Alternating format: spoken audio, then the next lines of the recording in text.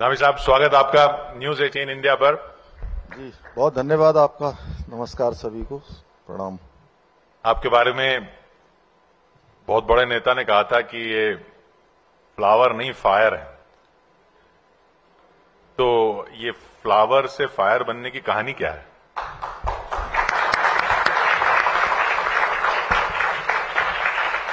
देखिए, सबसे पहले तो किशोर जी आपका धन्यवाद कि आपने मुझे यहाँ बुलाया और सभी लोगों से मिलने का और अपनी बात करने का अवसर प्रदान किया।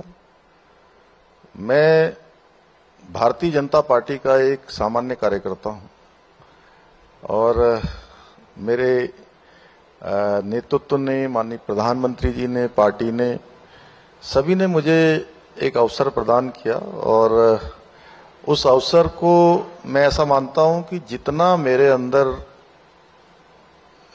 ताकत है, शक्ति है, जो सामर्थ्य है, वो मैं संपूर्ण रूप से अपने प्रदेश के लिए लगाऊं, प्रदेश को आगे बढ़ाने के लिए लगाऊं।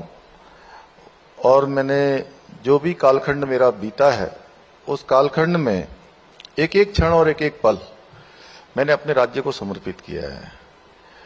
तो मैं यही कह सकता हूं कि हमेशा जो अपना सर्वोत्तम होता है, वो सर्वोत्तम देने का हमेशा मेरा प्रयास रहता है और उसी के लिए पूरी तरह से समर्पित होके मैं लगा रहता हूं अपने प्रयासों में।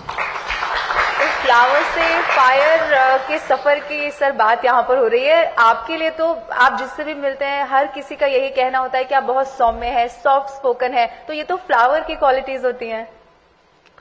नहीं, जहां पर देखिए ऐसा है कि जहां सौम्य होना है वहां पर हम सौम्य रहते हैं और ये हमारे संस्कार हैं कि हमेशा सभी से अच्छे से रहना है, अच्छा व्यवहार करना है। और ये हमारी भारतीय संस्कृति भी कहती है कि सभी को सम्मान देना है, सबके साथ बहुत बच्चों की तरह व्यवहार करना है।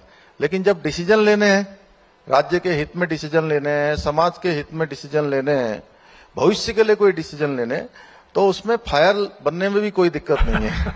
आपने कहा कि ये संस्कार है आपके कि सौम्य बन के रहते हैं, जहां जरूरत होती है वहां फायर वाली क्वालिटीज भी आती हैं।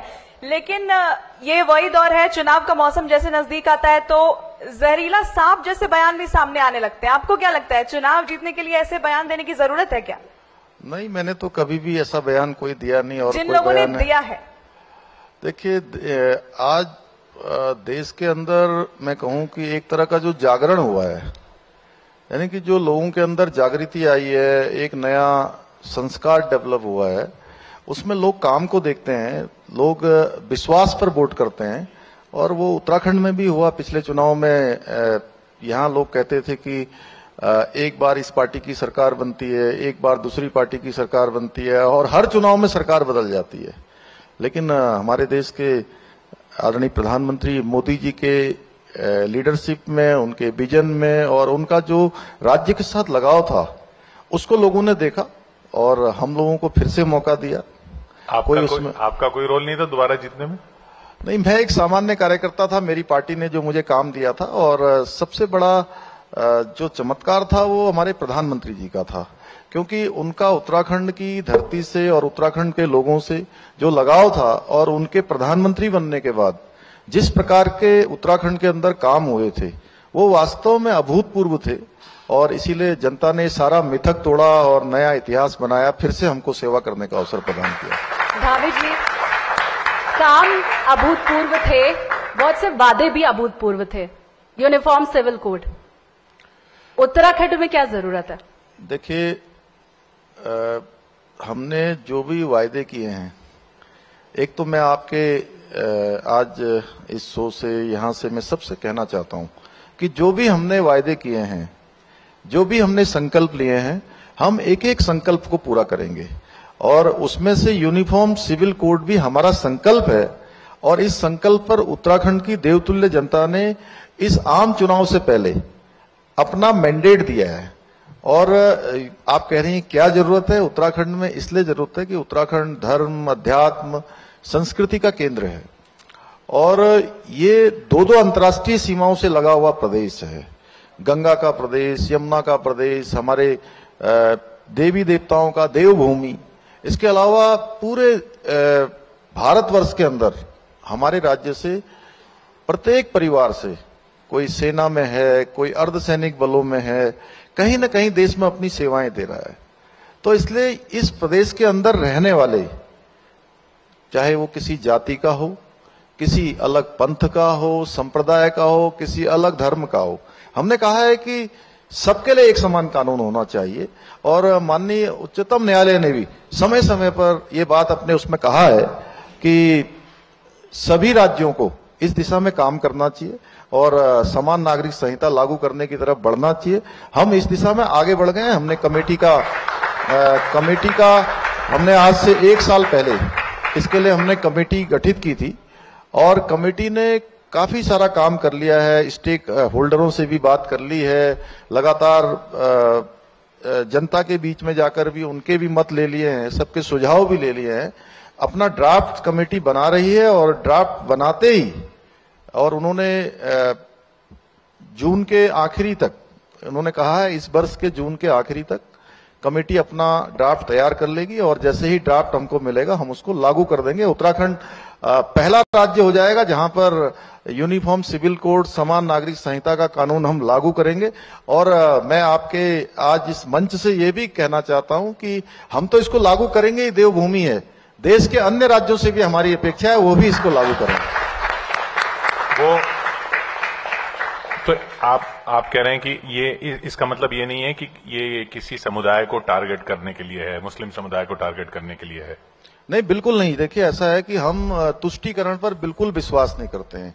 तुष्टीकरण उन्होंने किया है जिन्होंने देश पर 55 सालों तक, 60 सालों तक देश की सत्ता पर जो काबिज रहे हैं। उन्होंने हमेशा देश को बांटने का काम किया है, उन्होंने हमेशा वोटों के लिए राजनीति की है, उन्होंने हमेशा अपने स्वार्थों के लिए देश के साथ समझौतों पर समझौते किए हैं। और आज प्रधानमंत्री आदरणीय नरेंद्र मोदी जी के नेतृत्व में सबका साथ, सबका विकास, सबका विश्वास और सबका प्रयास, इस मंत्र के आधार पर काम हो रहा है।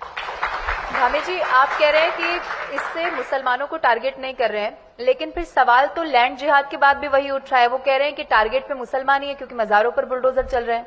नहीं, देखिए, मैं तो आप ही से पूछ लेता हूं इतने सब एक प्रश्न की, आपको लगता है कि जो सरकारी जमीनें हैं उन जमीनों पर किसी प्रकार का अतिक्रमण होना चाहिए? हमने तो एक समान बात करी है कि सरकारी जमीनों पर कहीं पर भी कोई भी अतिक्रमण होगा तो उसको खाली कराया जाएगा। और हम सबसे कह रहे हैं कि भाई अगर किसी ने कहीं पर अतिक्रमण किया है तो वो स्वतः ही उसको हटा लें, अन्यथा कानूनी रूप से जो कानूनी प्रक्रिया वो की जाएगी। और कानून तो सबके लिए बराबर होता है, वो किसी धर्म और मजहब के आधार पर नहीं बटा होता है।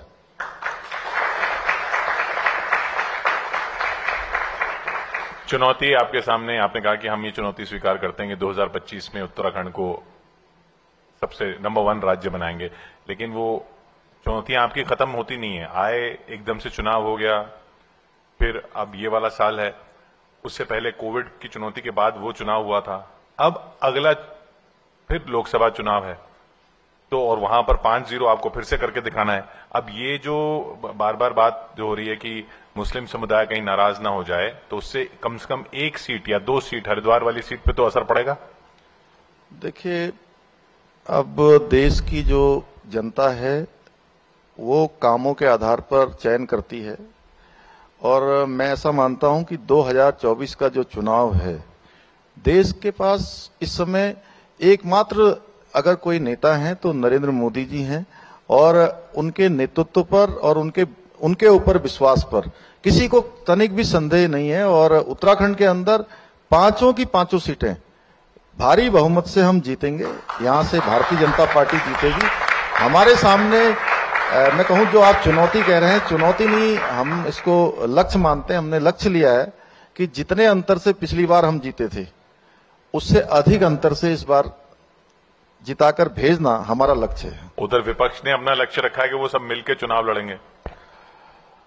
अब मैं कहूं कि जैसे बरसात आती है तो बरसात के समय में वो सारे सांप, नेवला, बिच्छू, मेढक, केकड़े सारे के सारे एक साथ मिल जाते हैं। वैसे ही इस समय जो है बरसात के भय से जो है ये हो रहा है। ये बेमेल गठबंधन है, ये ज्यादा दिनों तक चलने वाला नहीं है और देश की जनता को भी इस पर कोई भरोसा नहीं है। नहीं, पर धामी जी आप ये कह रहे हैं कि मोदी जी के नाम पर तो जीत ही जाएंगे और दूसरा कोई चेहरा है ही नहीं, तो उसमें आपका कितना रोल, धामी जी का कितना रोल 5 सीट के लिए? हम लोग मोदी जी के नेतृत्व में आज पूरा देश चल रहा है और कोई चुनाव, छोटा चुनाव भी होता है तो मोदी जी के नाम से होता है और उसमें हम लोग एक कार्यकर्ता के नाते जो हमारा काम होता है लोगों के बीच में जाकर अपनी बातों को कहना और जो हमने काम किया उनको बताना, वो काम हम लोग बखूबी करेंगे और मेरे जैसे करोड़ों करोड़ कार्यकर्ता करेंगे।